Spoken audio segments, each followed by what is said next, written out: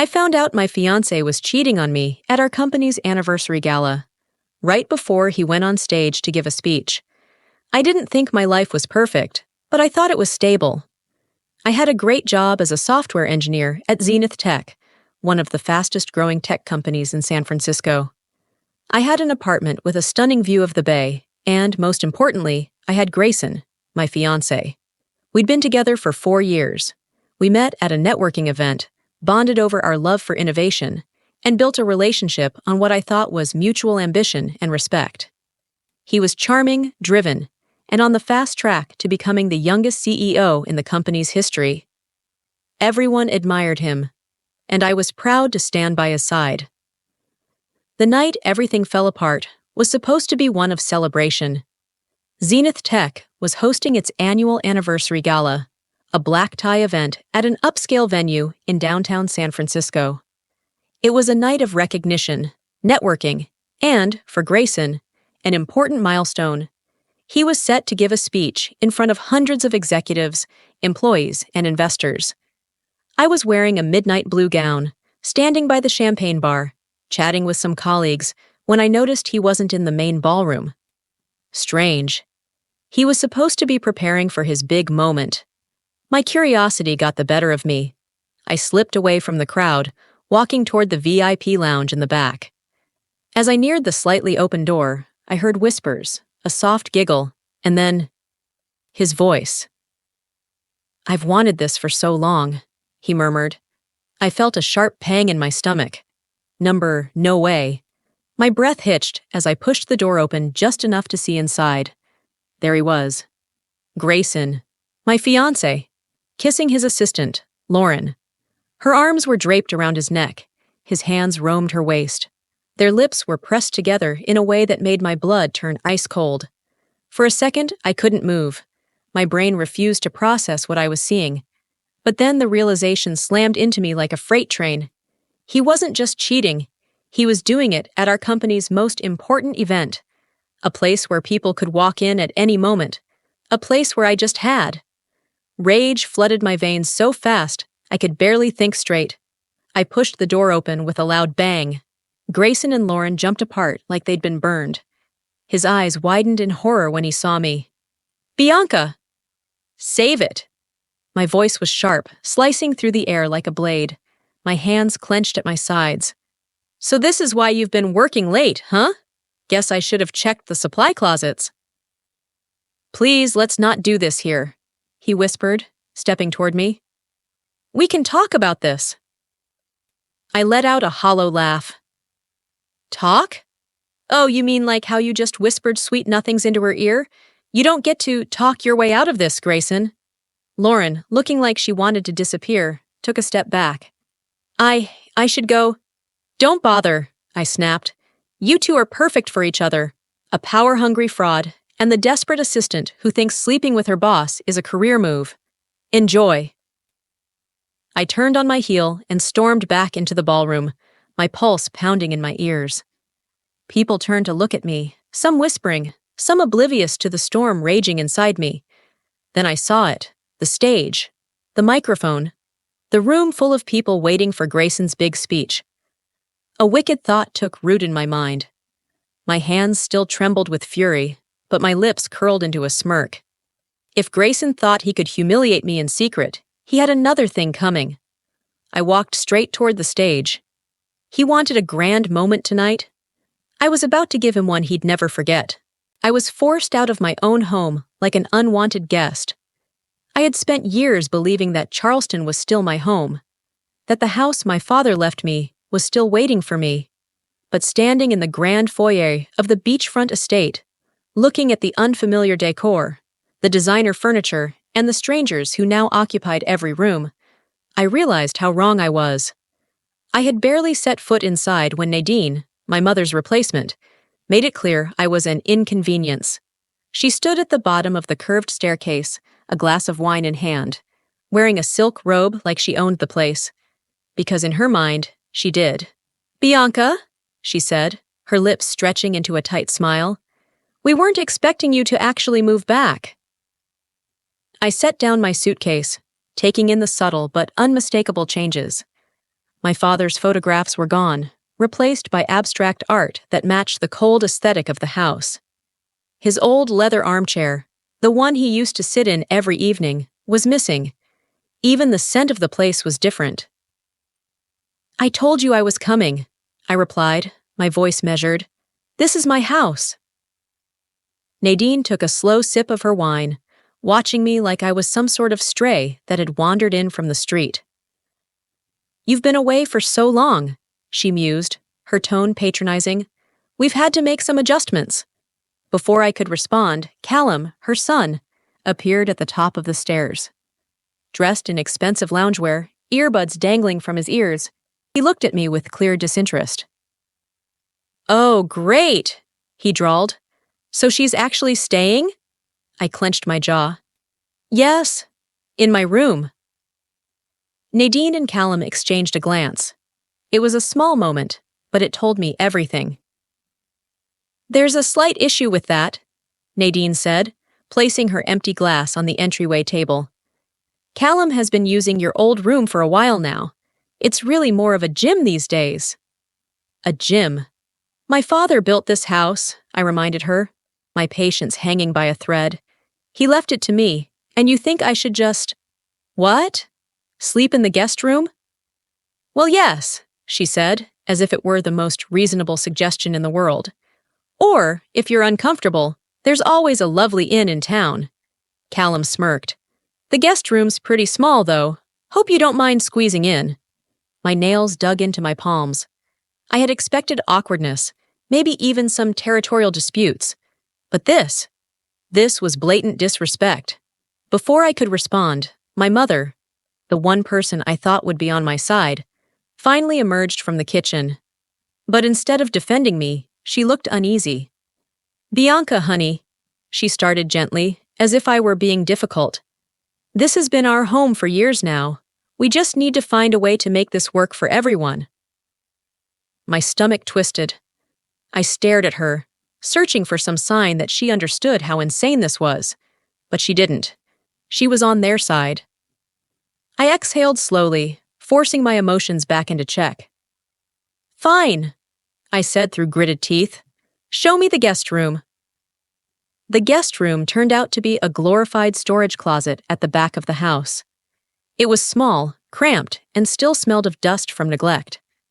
A single twin-sized bed sat against the wall, barely big enough for me to stretch out. It wasn't just about space, it was symbolic. They wanted me to know that I wasn't welcome in my own home. I didn't unpack. Instead, I sat on the bed, staring at the ceiling, the weight of reality settling over me. This wasn't a homecoming. It was an eviction. The next few days were worse. At breakfast, Callum sprawled across the dining table like he owned the place, complaining about how my presence was ruining the vibe of the house. Nadine acted as if she was doing me a favor by letting me stay. And my mother? She stayed quiet, every single time, but the final straw came a week later. I had just come home from a job interview in town when I found Nadine and my mother sitting in the sunroom, a stack of paperwork spread out between them. Something about the way they snapped the folder shut when I walked in sent a jolt of unease through me. "What's that?" I asked, narrowing my eyes. My mother shifted uncomfortably. "We were just discussing some financial matters." I stepped closer. "What kind of financial matters?" Nadine, however, was less subtle. She leaned back, crossing one leg over the other, and smiled. "Well, since you're staying here, we think it's only fair that you contribute." I blinked. "Excuse me?" She gestured to the stack of documents. "A lease agreement." "We've calculated the additional expenses that come with having another person in the house," she continued. "Electricity, water, food. It's all gone up." My blood turned to ice. "Are you seriously asking me to pay rent? In my own house?" Callum appeared in the doorway, grinning. "Seems fair to me." I turned to my mother, my voice tight with disbelief. "Mom!" She wouldn't meet my eyes. "I think it's reasonable," she mumbled. "We've covered all the costs for years. It's only fair that you start pulling your weight." My fingers curled into fists. They had benefited from my house for years. They had treated me like an outsider, and now they expected me to pay them to live in what was already mine? Something inside me snapped. I picked up the lease agreement and ripped it in half. The room fell silent. If anyone should be paying rent, I said slowly, my voice like steel, it's you. I wasn't just taking back my house, I was taking back my life. Silence stretched across the sunroom. The torn lease agreement fluttered to the floor. Nadine's smug expression vanished, replaced with a sharp, calculating stare. My mother sat frozen, her hands clenched together as if she could physically hold on to her guilt.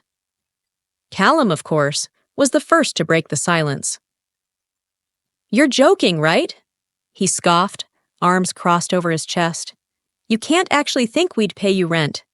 I met his gaze, my voice steady. "I'm dead serious. This house belongs to me. And if I have to start paying to live here, then so do all of you." Nadine's eyes narrowed.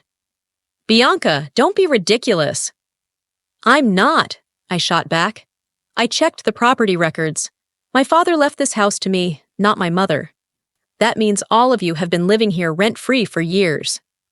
And now that I'm back, it's time to contribute. Or..." I let the words hang in the air, letting them absorb the weight of what I was saying. Callum barked out a bitter laugh. "Or what?"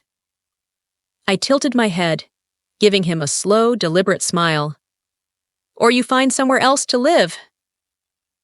The reaction was immediate. My mother gasped, her face paling. "Bianca, you can't." "I can," I interrupted. "And I will. You all made it clear this isn't my home anymore, so I'm treating it like a rental property. $500 per person, due at the first of the month." Nadine's lips pressed together into a thin, angry line. "You wouldn't." "Try me." Tension thickened in the air.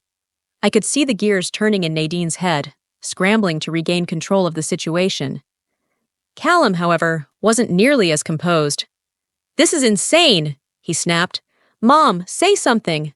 My mother looked at me, pleading. "Bianca, we're family. You can't expect us to..." "Family?" I laughed, but there was no humor in it. Was I family when you gave away my bedroom? Was I family when you let them treat me like I was nothing? Or was I just some inconvenience you wished would disappear? She flinched.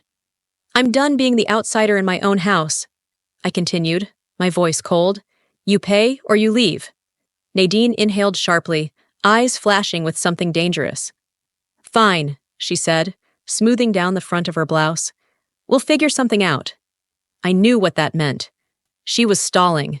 I turned on my heel and left before she could start manipulating my mother again. But as I walked upstairs to my room, I could hear them whispering, plotting. Something told me this wasn't over. The next few days were eerily quiet. Too quiet. Callum wasn't his usual obnoxious self. Nadine barely spoke to me. My mother avoided me completely. It felt like the calm before a storm. And I was right.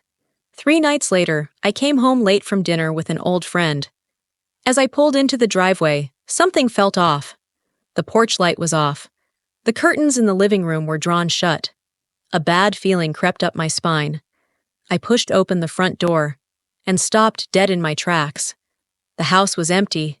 The furniture was gone. The kitchen stripped bare. Every single room had been cleared out. For a moment, I couldn't even breathe. My heart pounded as I ran up the stairs, throwing open doors. My mother's bedroom? Empty. Callum's room? Empty. Even the guest room, where I had been forced to sleep, was completely deserted. I turned to my room, gripping the doorknob so tightly my knuckles turned white. I pushed the door open, and that's when I saw it. My room was empty too. My bed, my clothes, my laptop, my father's keepsakes, all gone. The realization hit me like a freight train. They didn't just leave. They took everything. Rage exploded in my chest. I pulled out my phone, shaking as I dialed my mother's number. Straight to voicemail. I tried again. Nothing. I stumbled downstairs, searching for any sign of where they had gone. That's when I spotted it. A single envelope on the kitchen counter. My fingers trembled as I tore it open. Inside was a single note, written in Nadine's elegant handwriting. You wanted the house? Fine, you can have it. But don't expect it to feel like home anymore. They thought they could rob me blind and walk away. They had no idea who they were messing with. I stood in the center of my empty house, my fingers tightening around the note Nadine had left. The silence around me was deafening. No furniture, no belongings. No trace that my family had ever lived here. They didn't just leave. They stripped this house bare. My father's antique desk? Gone. The leather armchair he used to sit in every night? Gone. Even the damn light fixtures had been ripped from the ceiling. I clenched my jaw, shoving down the rising fury. They thought they won. They thought they could walk away with everything and leave me with an empty shell of a house. They were wrong. I wasn't just going to take back what was mine. I was going to make them regret ever trying to steal from me. Nadine wasn't stupid. She wouldn't answer my calls, and I doubted my mother would either. But I knew where to look. It took 2 days of digging, but I finally found their new address, an upscale apartment complex across town. Not just any apartment, a luxury penthouse overlooking the bay. I nearly laughed out loud. So that's where all my money went. See, I wasn't just blindly throwing accusations. I had spent the last 2 days poring through bank records, property documents, and transaction histories. It didn't take long to find what I was looking for. They didn't just take my belongings. They drained my father's estate account, the account that legally belonged to me. And that's when I knew. I had them. I walked into my lawyer's office first thing Monday morning, slamming a thick folder onto his desk. They stole from me, I said, my voice sharp. I want it all back. My lawyer flipped through the documents, bank statements, transfer records, proof that Nadine had illegally siphoned money from the estate into her personal account. This is enough for a full civil suit, he said, raising an eyebrow. You're looking at felony charges for theft and fraud. Perfect. But, he added, we can also freeze their assets immediately. I grinned. Do it. Within 24 hours, Nadine's accounts were locked. The penthouse, legally tied to the stolen money. Their car, leased under fraudulent funds. By the end of the day, they had nothing. I drove to the penthouse that evening, parking across the street, and right on cue, I saw them. Nadine, standing outside, screaming at the property manager. Callum, pacing furiously, phone pressed to his ear, probably trying to reach a lawyer. And my mother, just standing there, eyes wide with panic. Their accounts were frozen. Their penthouse was no longer theirs. Their bank refused to release a single cent. And they had nowhere to go. I stepped out of my car and walked toward them, my heels clicking against the pavement. They didn't notice me at first, but when they did, the look on Nadine's face was priceless. You! She hissed, storming toward me. What the hell did you do? I smiled, slow and deliberate. Me? Oh, I just made a few calls. Turns out stealing from an estate is a serious crime. Who knew?